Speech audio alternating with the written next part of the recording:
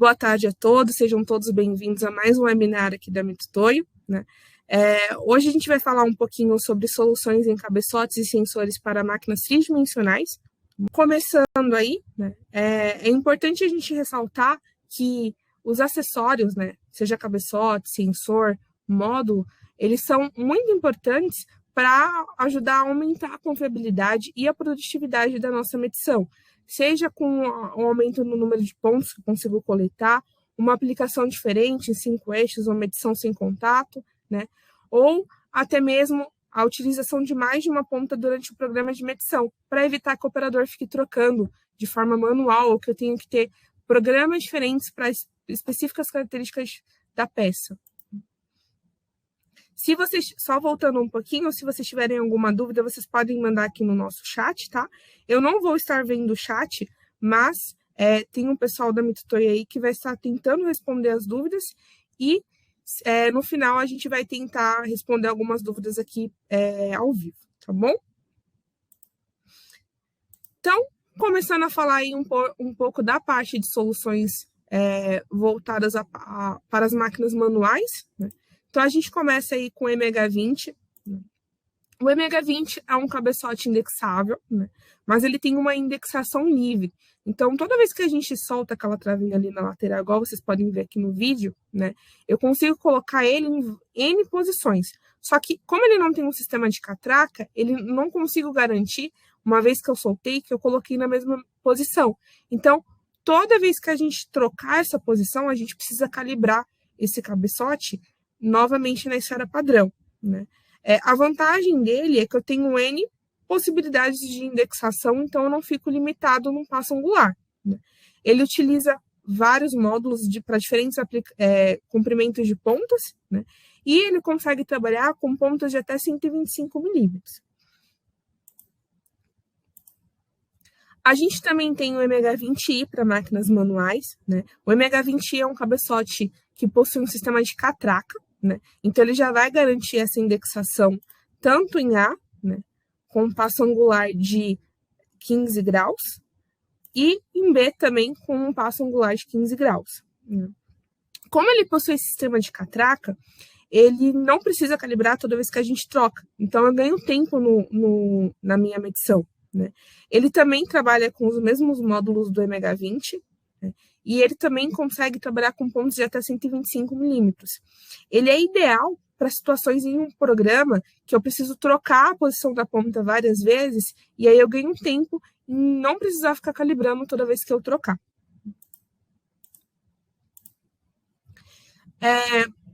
Como eu falei, né, esses dois cabeçotes, eles trabalham com módulos, né, e os módulos, eles vão ter diferentes aplicações para diferentes comprimentos de ponta. Então, a gente consegue trabalhar aí com pontas de 10 milímetros até 125 milímetros, né. E ele também possui esse módulo que é 6 vias, que são 6 sentidos de toque, né, tanto no sentido X, Y, Z positivo, como Z negativo, que os outros módulos já não conseguem garantir exatidão. Então, agora, passando um pouquinho para a parte de cabeçotes e sensores para máquinas CNCs, né?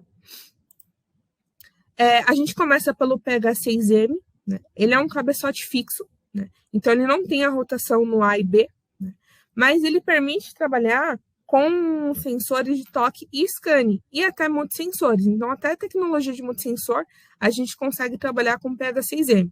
Ele é ideal para aplicações onde eu não preciso ficar mudando o ângulo do cabeçote, e isso traz uma vantagem econômica, né? Ele é um cabeçote mais simples de utilizar, então eu não preciso ficar trocando posição, e isso traz uma economia ali na hora que a gente vai pesar os valores dos acessórios, né?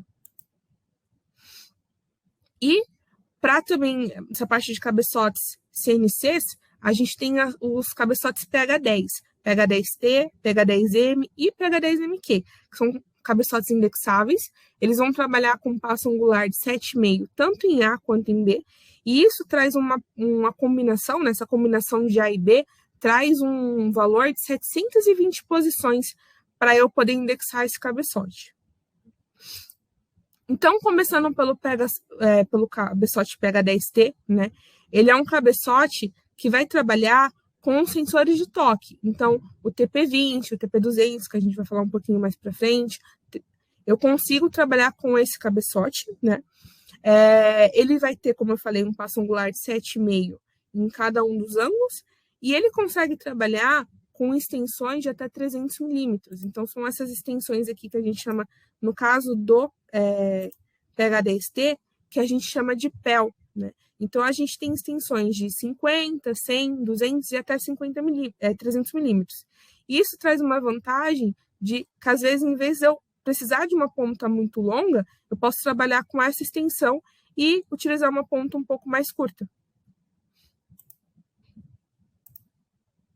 Continuando aí a parte dos cabeçotes CNCs, né? Então, a gente tem a parte do PH10M e PH10MQ, né? Que também são cabeçotes que vão trabalhar com sensor de toque, mas eles também vão permitir trabalhar com sensor de scanning. Isso pela forma como o sensor é fixado no cabeçote, né? Então, quem já viu esses cabeçotes sabe que, em vez de rosqueado, o sensor ele é conectado através de um sistema que a gente chama de auto-joint, né? Esse sistema auto-joint, uma das vantagens dele é o fato de que a gente consegue trocar toda essa parte aqui do conjunto de sensor, módulo e ponta, e até da parte de multissensores, de forma automática no rack dedicado, né? Para quem não sabe, né, a diferença entre os dois, eles praticamente são iguais, só muda o sistema de fixação, como a gente vai aprender na máquina, né? Isso é importante por quê? Porque o PH10MQ, ele me traz uma vantagem de ocupar menos espaço no volume de edição da máquina no eixo Z, né? Então, ele traz uma economia de 34 milímetros, né? Dependendo do curso da máquina, pode não parecer muito, mas para quem trabalha no limite do eixo Z, já é um ganho importante ali do volume de medição. E aí, já passando para a parte de sensores, né? A gente começa com o sensor TP20, que é o sensor mais simples e econômico que a gente tem, né? Ele vai fazer medições apenas por toque, né? Ele possui diferentes módulos, que são os mesmos módulos que são utilizados pela MH20 e MH20i, tá? Só que para medições, principalmente para medições de forma, né, ele possui um erro que a gente chama de erro triangular, né? Esse erro triangular vai pela construção do sensor. Como ele é um sensor trigger, né, então, quando a gente está fazendo a medição, por exemplo, de um anel padrão, a gente pode perceber esse erro triangular no formato das medidas que a gente tem. É claro que esse formato aqui triangular está super ampliado, né? Mas existe, e isso é uma coisa que afeta, dependendo da exatidão que a gente vai trabalhando, um pouco a performance desse sensor. Como ele trabalha com módulos, né? Então, ele também permite a troca de forma automática no rack. Então, aqui a gente tem o MCR20, né, que permite eu trabalhar com até 6 pontas em um único programa. Então, em vez de eu precisar que o operador vá lá, troque a ponta, calibre, eu posso deixar 6 pontas aqui já preparadas para a medição das minhas peças, né? A gente tem o TP200, né? O TP200, ele também trabalha com módulos, igual ao TP20, mas é um módulo diferente, né? Ele também permite trocar a ponta no rack, mas o rack dele já é SCR200, né? Com também até 6 pontas durante um programa de medição, né? Mas a vantagem dele é justamente a compensação do erro triangular. Então, quando a gente compara esses gráficos aqui, a gente percebe que o erro de forma da peça é muito mais fiel ao perfil real do que no TP200. Isso porque do que no TP20, né? O TP200, ele consegue fazer uma compensação desse erro triangular devido a uma unidade que ele possui de compensação, que é o PI200. Então, para situações em que eu vou utilizar um sensor de toque para medição de forma, seja circularidade, planeza, o ideal é trabalhar com TP200. E aí, a gente também tem o SP25, que é um sensor de scanning, que vai aguentar pontas de até 400 milímetros. Ele faz tanto medição por toque quanto por scanning. Ele é ideal para situações em que a gente precisa de muitos pontos de forma rápida. Né? Ele tem uma exatidão melhor do que o TP20 e o TP200. Né? E ele possui módulos para cada comprimento de ponta que eu preciso utilizar. Então, se a gente vai trabalhar aí com pontas de 20 a 50 milímetros, a gente tem o SM25-1. Se a gente vai trabalhar com pontas de 120 a 200, é o SM3. Para pontas satélites, a gente tem o SM25-5, né? E vocês podem perceber que o SP25 ele já tem um perfil muito melhor do que os sensores de toque para medição de erro de forma. Então, toda aquela parte de GDIT, planeza, circularidade, linearidade, tudo isso a gente consegue medir de forma automática com vários pontos com o SP25. Né? Ele também permite a troca de pontas de forma automática durante o programa de medição. Né? E aí a gente pode ter racks de 3 portas, 6 portas, a gente pode ter um trilho de um rack modular, onde eu consigo colocar até 9 FCR25, e o legal dele é que eu posso trocar tanto módulo, né, que é essa parte que vai trabalhar com os comprimentos de pontas diferentes, né, como eu posso trocar apenas a ponta, né, apenas o pratinho aqui, o suporte da ponta. Então, a gente consegue trabalhar tanto troca de módulos, quanto troca de pontas. Né? Se eu, por exemplo, eu vou trabalhar com um programa em que eu preciso trocar as pontas, mas a única diferença entre elas são os diâmetros. Os comprimentos vão permanecer entre 20 e 50. Eu posso ter apenas um módulo e trocar ali, ter 3 pontas aqui com os diâmetros diferentes que eu preciso para fazer a troca automática no programa. E aqui a gente tem um exemplo de como a gente tem um ganho real na velocidade e na quantidade de pontos. Então, vocês podem ver que, enquanto a medição por toque, eu ainda não peguei nem metade dos pontos, aqui, na medição por escaneamento, já está na 4ª vez que ele está escaneando a peça. Né? Então, com essa medição por scanning, a gente consegue pegar 247 pontos em 5 segundos. Com a medição por toque aqui, que ainda não terminou, a gente está pegando 15 pontos em 30 segundos.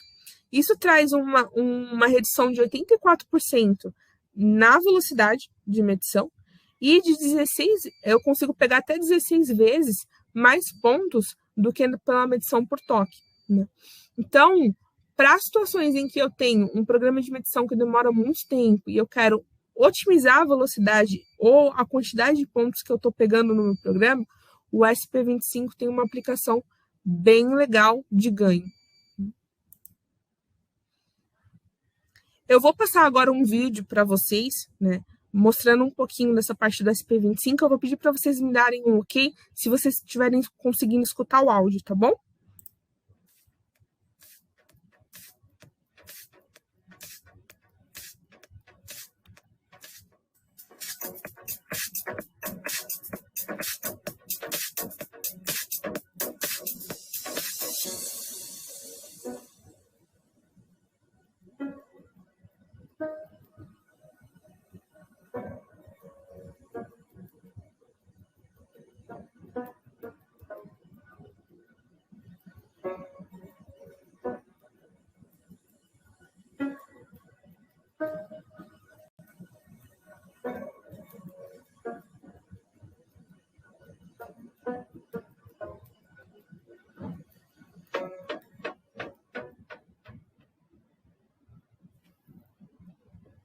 Beleza.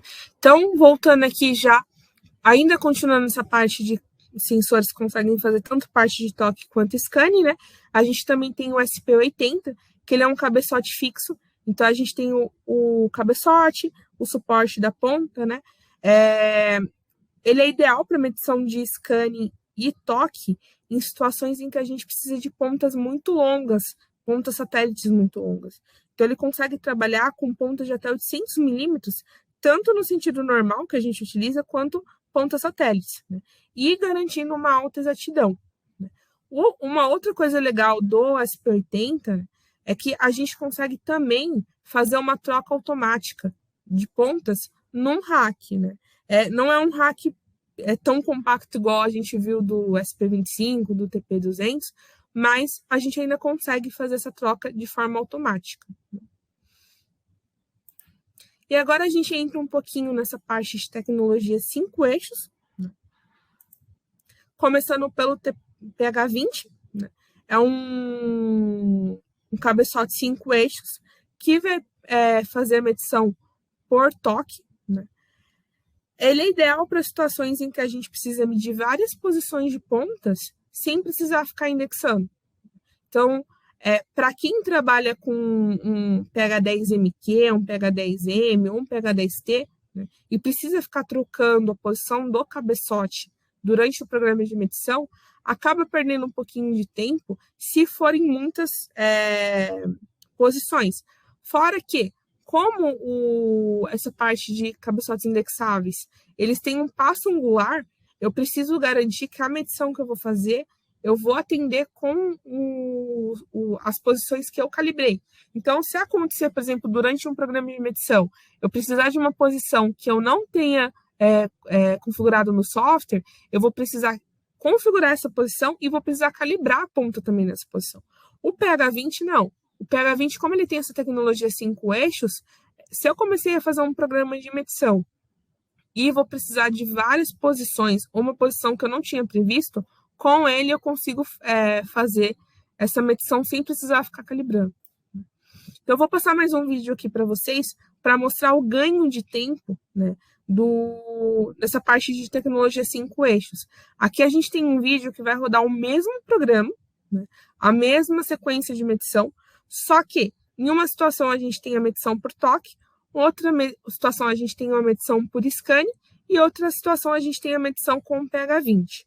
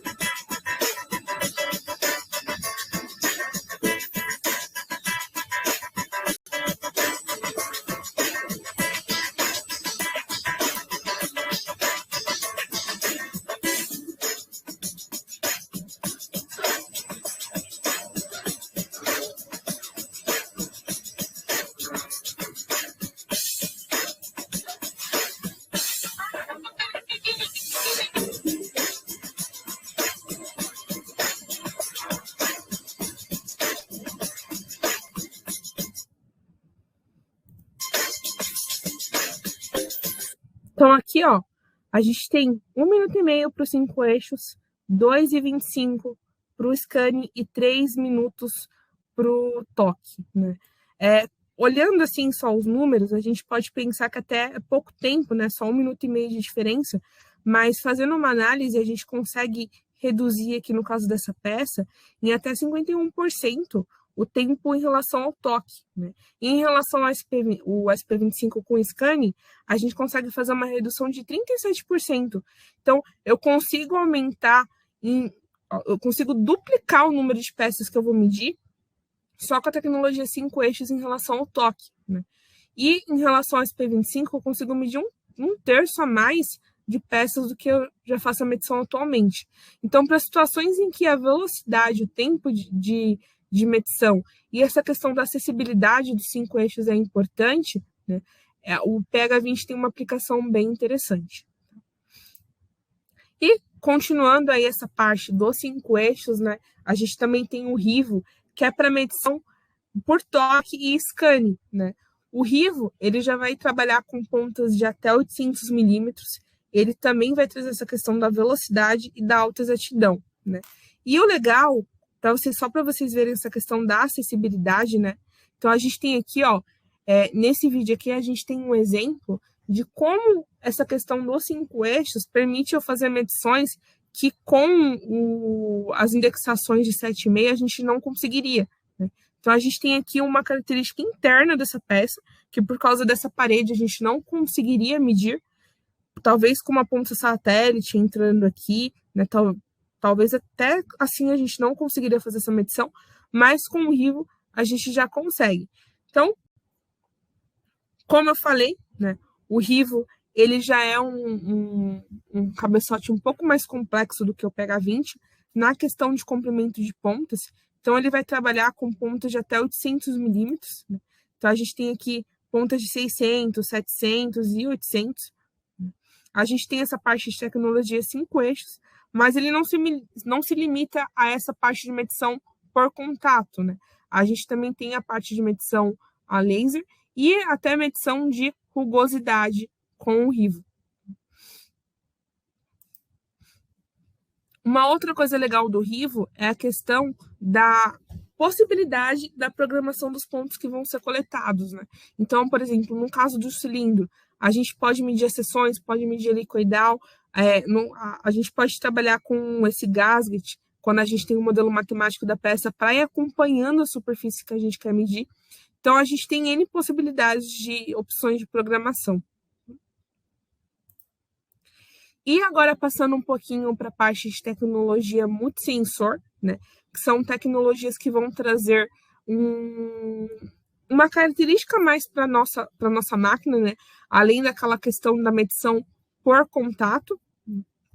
Então, começando aí com a medição de rugosidade, né? Então, a gente tem o Surf Test Probe, que vai permitir fazer a medição de forma automática da rugosidade da peça, né?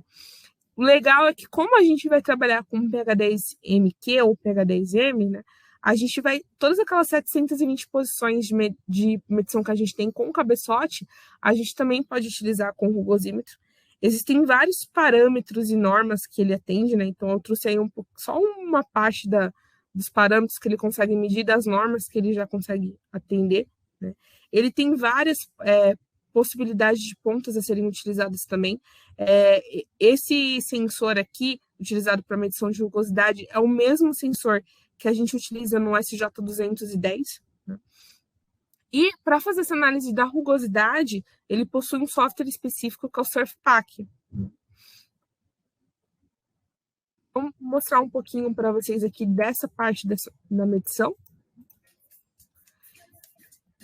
O legal é que eu não preciso tirar a parte de toque da minha máquina para fazer essa medição de rugosidade. Eu posso trabalhar com os dois sensores ao mesmo tempo, usando o ACR3, que é um hack que permite fazer a troca entre esses sensores.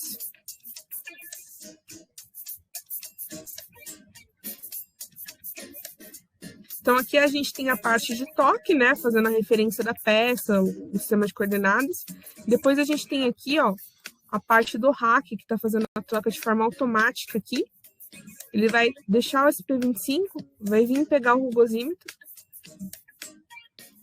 E durante o programa de medição mesmo, de forma CNC, ele já vai começar a fazer essa medição de rugosidade no software específico, que é o SurfPack.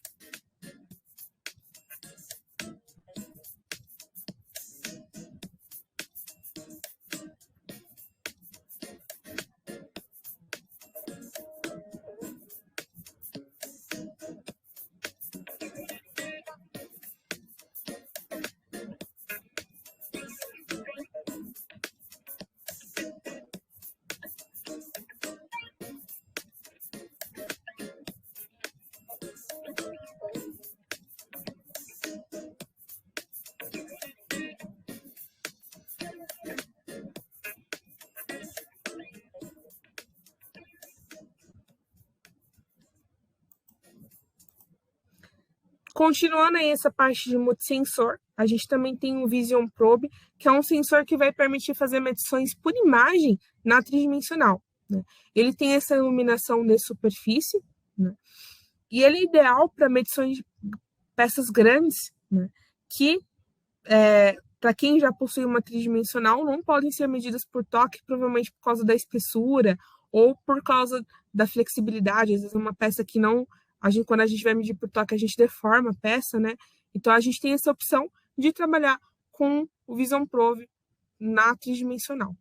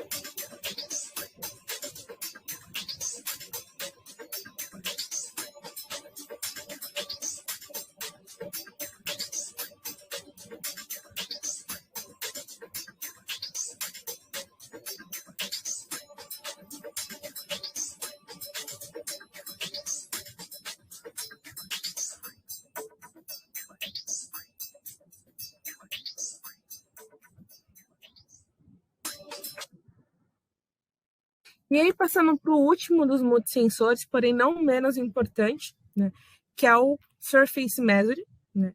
O Surface Measure é um sensor, um cabeçote, né, para medição sem contato a laser, né?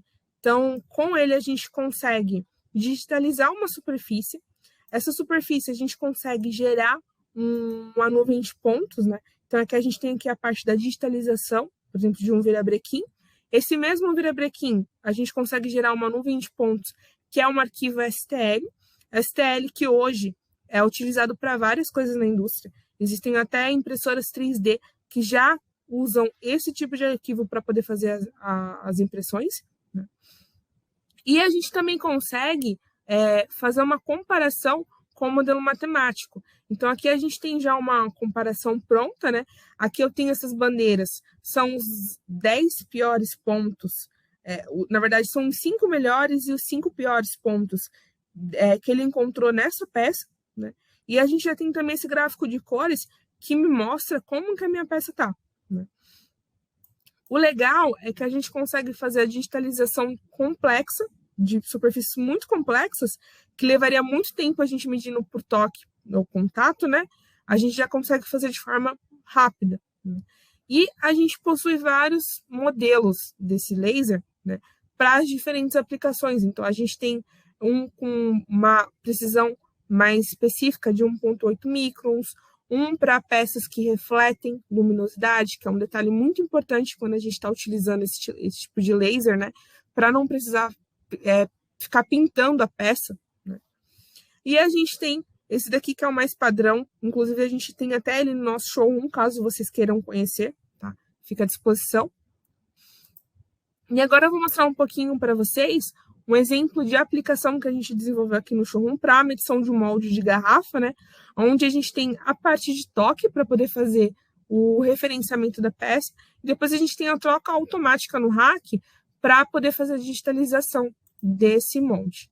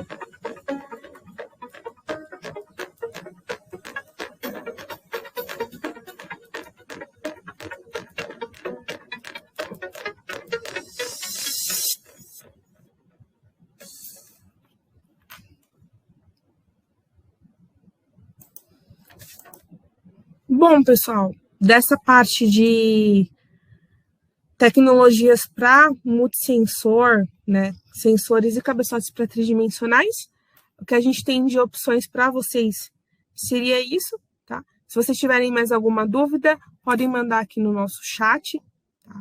Fica aí também o contato, caso vocês queiram conhecer um pouquinho melhor alguma das tecnologias que a gente falou aqui, tá? Lembrando que nós temos os nossos showrooms em Curitiba, em Campinas e aqui em Suzano, tá? E caso vocês queiram conhecer alguma dessas tecnologias, até mandar as peças para a gente testar nessa parte até de multissensor, 5 eixos, tá bom? A gente fica à disposição. Espero que vocês tenham gostado e a gente aguarda vocês no nosso próximo webinar.